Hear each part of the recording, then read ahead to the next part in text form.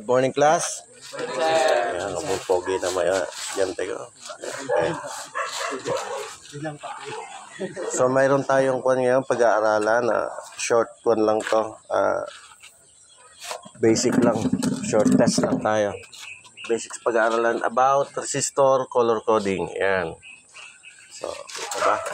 Yan ang pag-aaralan namin ngayon. Kung paano ang pagkuha ng resistant, paano pagkuha kung ano value ng resistor. So, malalaman daw natin sa isang resistor kung ano ang value ng kada isa, bawat isa ng resistor sa bawat kulay na ibibigay, naka-indicate sa resistor. Okay, ha? Isese naman ako yun sa... Okay. So, pag-aaralan natin yan ay resistor color coding. Okay?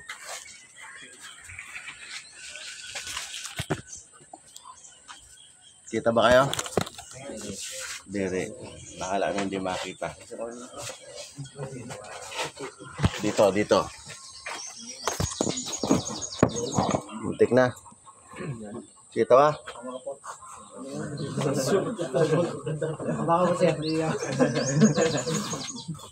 Ay, dito. Pwede to. Okay. Ang likod. Mahirap ang ulang tiga. Hawakan mo lang.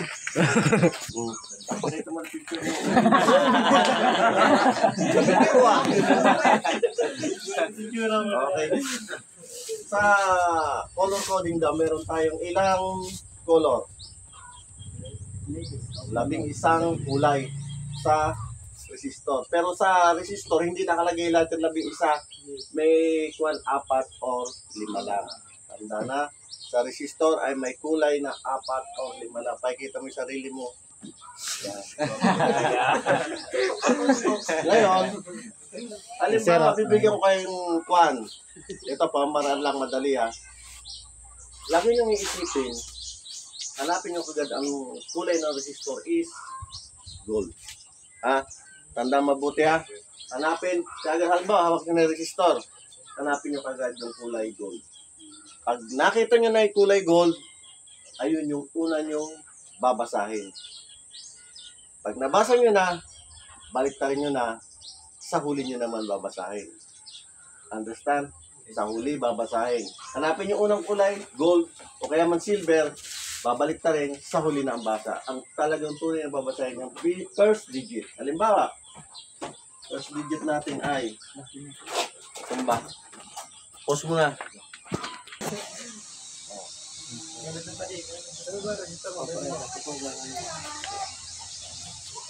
Resistor. Gold, orange. Oh.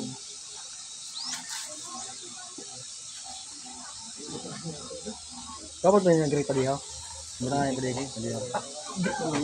Gold, orange. First day video. Nandito kami sa shop niya.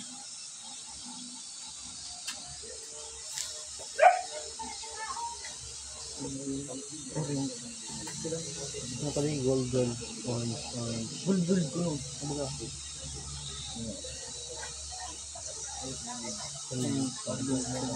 Pwede ka naman kaliyo, may mabitawan. Kaya mo yun? Dirag lang sa liyo. Ano ba? Kaya mo yun? Makumakulong ka mo.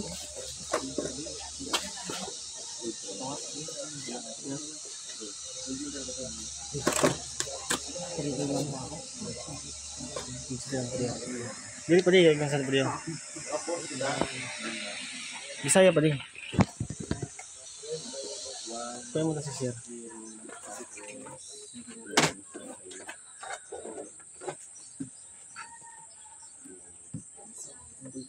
Yung negative. Okay.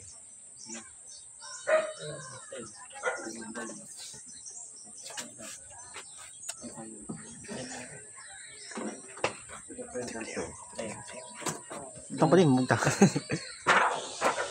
Halimbawa, okay. Halimbawa, merong pangkuhan. Resistor. So, ano unang hahanapin sa resistor? Anong kulay? Gold. Gold. O ngayon, halimbawa sa'yo, anong kulay ang meron ka? Resistor mo. Orange, black, gold. Orange.